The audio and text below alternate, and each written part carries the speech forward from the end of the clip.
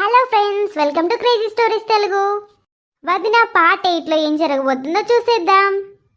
అవని అవని ఏంటండి, ఎందుకు అంత కోపంగా ఉన్నారు? నవ్య కాలేజ్లో ఒక అబ్బాయిని ప్రేమించిన మాట నిజమా? ఇదేంటి, ఈయన సడన్గా ఇలా అడుగుతున్నారు? అసలు ఈ అనుమానం ఎందుకు వచ్చింది? ఇప్పుడు అవునని చెప్తే తనని కొడతాడా? అవునండి. నవ్య లేచిపోయి పెళ్లి చేసుకోవాలనుకోవడం కూడా నిజమేనా? నిజమేనండి.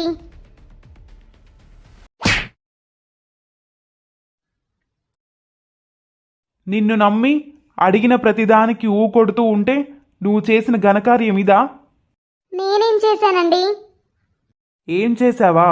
ఈ ఇంటి పరువు పోకూడదని, ఈ విషయం తెలిస్తే మేము ఎక్కడ బాధపడతామో అని ఈ భారాన్నంతా నెత్తి మీద వేసుకుని ఒక్కదానివి ఈ సమస్యను పరిష్కరించాలనుకునే ముందే ఆ చెల్లి ఇంత చేస్తున్నా తన చంప పగలు కొట్టకుండా మౌనంగా ఉన్నావు కదా. ఈ దెబ్బ నువ్వు మా చెల్లికి భయం చెప్పకుండా ఉన్నందుకు. ఇదే దెబ్బ మా చెల్లిని నువ్వు మొదట్లోనే కొట్టి ఇంతవరకు రాకుండా తనని దారిలో పెట్టుంటే నేను ఇప్పుడు నిన్ను కొట్టేవాన్నే కాదు. నన్ను ఎంతలా నమ్మారండి? ఏమిట్రా ఇది? అసలేం జరిగింది? అంతా అయోమయంగా ఉంది. చెల్లి ఏం తప్పు చేసిందని నీ పెళ్ళాన్ని వెనకేసుకొస్తున్నావు? అసలు దీనికి కారణం మీరు. తల్లి తండ్రి కదా, నేను మిమ్మల్ని ఏమీ అనలేను. చెల్లెలివి కదమ్మా, నిన్ను కొట్టలేక మీ వదిన్ని కొట్టాను. ఏంట్రా రఘు, ఏంటి నువ్వు చెప్పేదంతా నిజమా?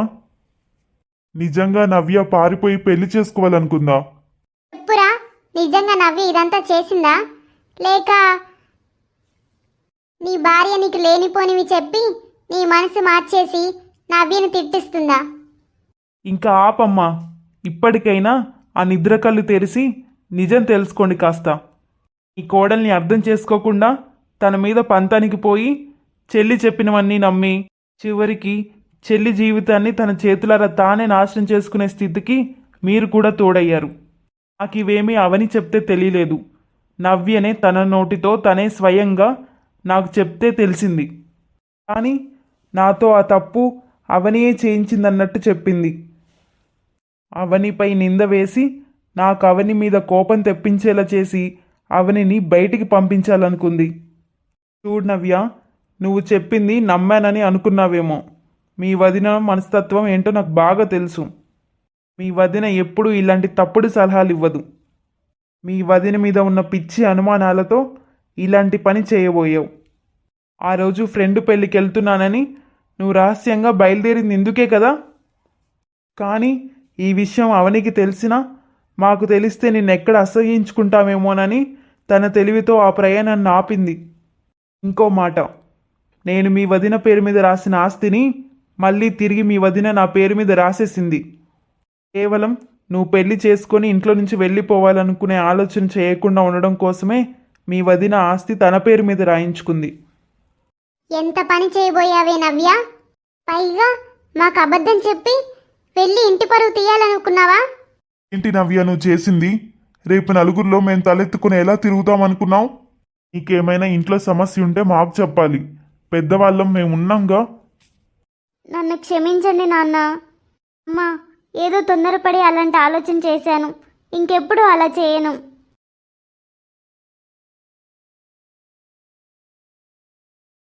నమస్కారం బాబాయ్ గారు. ఎవరమ్మా నువ్వు? ఆ విషయం మీ అబ్బాయిని అడగండి. ఎవర్రా అమ్మాయి? తను నిన్ను అడగమంటుంది. నీకెలా తెలుసు? పాపం మీ అబ్బాయి భయపడుతున్నట్టున్నాడు. మా అమ్మాయిని ప్రేమించేటప్పుడు లేని భయం ఇప్పుడెందుకు కిరణ్? ప్రేమించడం ఏంటి, భయపడ్డం ఏంటి? ఏం మాట్లాడుతున్నావమ్మా? మీ అబ్బాయి మా ఇంటమ్మాయి ప్రేమించుకుంటున్నారు బాబాయ్ గారు. పెళ్లి చేస్తే బాగుంటుందని మీతో మాట్లాడడానికి వచ్చాను.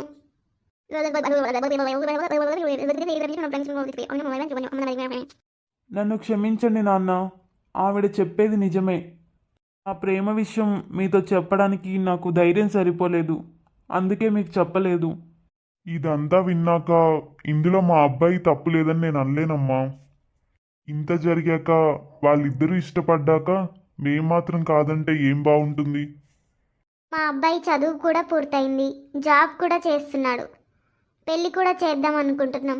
అదేదో వాడు ఇష్టపడ్డ అమ్మాయితో పెళ్లి చేస్తే వాడు సంతోషంగా ఉంటాడు కదా. అందుకే ఒక మంచి రోజు చూసి మీ ఇంటికి వస్తాం. బాబాయ్ గారు, నాదొక చిన్న విన్నపం. ఇది ప్రేమ వివాహంలా కాకుండా పెద్దలు కుదిర్చిన సంబంధంలాగా ఉండాలి. అలాగే మీరు కూడా పెళ్లి చూపులకి రావాలి. ఎందుకమ్మా? మా ఇంటి ఆడపిల్ల ప్రేమ దోమ అంటూ కాలేజీలో తిరిగిందని మా ఊర్లో తెలియడం మా అమ్మాయి వ్యక్తిత్వానికి మచ్చగా ఉంటుంది. మాది పల్లెటూరు కదా, జనం రకరకాలుగా చెవులు కొరుక్కుంటారు. ఇంతకీ నువ్వు అమ్మాయికి అక్కవా తల్లి? లేదండి, వదినని. ఏంటి వదినవా? ఎందుకండి అంత ఆశ్చర్యంగా చూస్తున్నారు? ఆడపడుచు జుట్టెప్పుడు దొరుకుతుందా, వాళ్ళని ఒక ఆట ఆడుకుందామని నవ్వుల పాలు చేద్దామని ఆలోచించే వదినలున్న కాలం అమ్మ ఇది. అలాంటిది ఈ కాలంలో కూడా నీలాంటి వదిన ఉందంటే నమ్మలేకపోతున్నాం. మీ ఆడపడుచు చాలా అదృష్టవంతురాలు. మీ కాబోయే కోడలనండి బాబాయ్ గారు, నా మనసుకి సంతోషంగా ఉంటుంది. నేను వచ్చి మాట్లాడినట్టు నవ్యకి తెలియనివ్వకు. అసలే నేనంటే తనకి పడదు. నా మీద కోపంతో నేను మాట్లాడిన సంబంధం చేసుకోనని మొండికేస్తుంది. కాబట్టి నీకుగా నువ్వే మీ అమ్మా నాన్నతో సంబంధం మాట్లాడడానికి వచ్చినట్టు ప్రవర్తించు. అలాగే అక్క. థ్యాంక్స్ పిన్ని గారు. వెళ్ళొస్తాను బాబాయ్ గారు. మంచిదమ్మా. ఏంటవని, మనం అనుకున్న దానికంటే వాళ్ళు ఎక్కువ కట్నం అడుగుతున్నారు. ఒకసారి పక్కకెళ్ళి మాట్లాడదామండి. ఇక ఈ పెళ్లి జరగదులే. ఎందుకు నెగిటివ్గా ఆలోచిస్తావు నవ్య? నీకు తెలియదు కిరణ్ ఆవిడ గారి గురించి. మీరు అడిగినంత కట్నం కాకుండా నన్ను పెళ్లి చేసుకోవడం నీకు మీ వాళ్ళకి ఇష్టమైతే ఈ పెళ్లి జరుగుతుంది. లేదంటే ఎవరి దారి వాళ్ళు చూసుకుందాం. నువ్వు అనుకున్నట్టు ఏమీ కాదు. మీరు అడిగిన కట్నం ఇవ్వడానికి ఆవిడ ససే మీరా ఒప్పుకోదు. ఆ అన్నయ్యని పక్కకు పిలిచింది. ఆగు నవ్య. నవ్య, నీకొక విషయం తెలుసా? అసలు ఈ పెళ్లి చూపులు జరగడానికి కారణమే మీ వదిన, నేను కాదు. నిజమా? అవునమ్మా, నిజమే. ఈ వదిన చాలా మంచిదమ్మా. తనకి నువ్వంటే చాలా ఇష్టం. నీ జీవితం బాగుండాలని ఎంతో తపన పడుతుంది. నేను వదినకి క్షమాపణ చెప్పాలి. ఏంటండి సంబంధానికి ఓకే చెప్పకుండా ఆలోచిస్తున్నారు? వాళ్ళు బోలెడంత కట్నం అడుగుతున్నారవని, మన స్తోమతకి అది ఎక్కువ. అయితే ఏంటి, మంచి కుటుంబం, మన నవ్య జీవితం బాగుంటుంది. నిజమే, కానీ మన స్తోమతని కూడా చూసుకోవాలి కదా.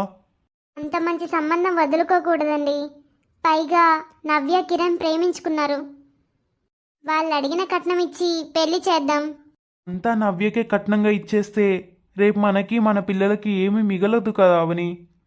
ఏమండి, ఇదే మన అమ్మాయి అయితే ఇలాగే ఆలోచిస్తామా? ఎంతో కొంత ఇచ్చేసి పెళ్లి చేసేస్తాం కదా.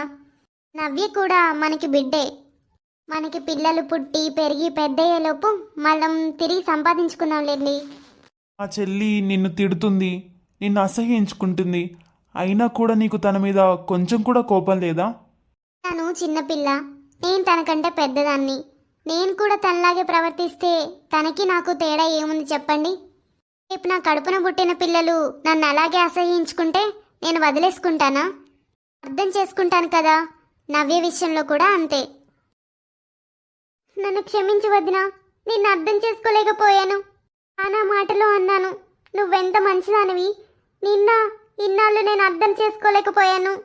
ఏంటిది నవ్య చిన్నపిల్లలాగా? ఊరుకో, నాకు నీ మీద ఏ కోపం లేదు. నన్ను క్షమించమ్మా కోడ్లా. పెద్దదాన్నై కూడా తప్పుగా ఆలోచించాను. నీ అంత పెద్ద మనసు నాకు లేకుండా పోయింది. ఈ ఇంటి పరువుని నిలబెట్టావమ్మ కోడల. నీలాంటి కోడలు దొరకడం మా అదృష్టం. ఇన్ని రోజులు నిన్ను అపార్థం చేసుకున్నందుకు మమ్మల్ని క్షమించమ్మా అవని. వదినా, ఇక ఈ రోజు నుంచి నీ మాటకు ఎదురు చెప్పను. నువ్వేం చెప్తే అదే వింటాను. నువ్వెలా అంటే అలాగే. నాకు నీ ప్రేమ చాలు. నా వల్ల మీరు ఫ్యూచర్లో ఇబ్బంది పడకూడదు. వాళ్ళు అడిగినంత కట్నం ఇవ్వద్దు.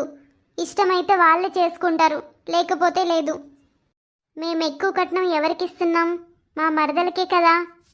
నా మరదలు సంతోషంగా ఉంటే నేను సంతోషంగా ఉన్నట్టు కాదా? ఆ విషయాలన్నీ మాకు వదిలేసి జరగబోయే పెళ్లి గురించి ఎంచక్క కళ్ళు కంటూ ఉండు. పద, ముందు అక్కడికి వెళ్దాం. అమ్మయ్యా, అందరికీ అపార్థాలు తొలగిపోయాయి కాబట్టి మీ అందరికీ ఒక విషయం చెప్పాలి. అదేంటంటే ముందుగా అవని యొక్క సూర్యబాబు గారు నన్ను క్షమించాలి. ఎక్కువ కట్టడానికి మిమ్మల్ని కంగారు పెట్టాను. ఎందుకంటే నవ్య విషయంలో అవని ఎంత తాపత్రయపడుతుందో, అవని ఒక మంచితనం ఏంటో నవ్య తనకు తెలుసుకోవాలని, తన కళ్ళ చూసి అర్థం చేసుకుంటుందని. అంతే తప్ప అసలు మా అమ్మ నాన్న కట్నకానుల గురించి ఏమీ ఆశించలేదు. వాళ్ళని నేనే ఒప్పించి అబద్ధం చెప్పించాను. అవును బాబు, మాకు ఏ కట్న కానుకల మీద ఆశ లేదు. వచ్చే కోడలు మా కుటుంబంలో కలిసిపోయి అందరితో కలిసిమెలిసి ఉంటే అంతే చాలనుకున్నాం. మీరు అవేమీ ఆలోచించకుండా మీ అమ్మాయిని మా ఇంటి కోడలుగా పంపించండి, అదే చాలు. కట్నం ఆశించకపోవడం మీ మంచితనం బాబాయ్ గారు. కానీ మాకున్న దానిలో మేము ఇవ్వాల్సిన కట్న కానుకలు పెట్టి మా అమ్మాయిని పంపిస్తాం.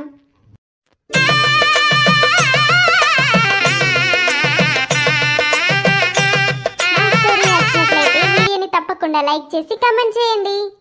సబ్స్క్రైబ్ చేసుకోవడం మాత్రం మర్చిపోకండి. ఇంకా మీకు ఇలాంటి స్టోరీస్ ఏమైనా కావాలంటే కామెంట్స్లో చెప్పండి.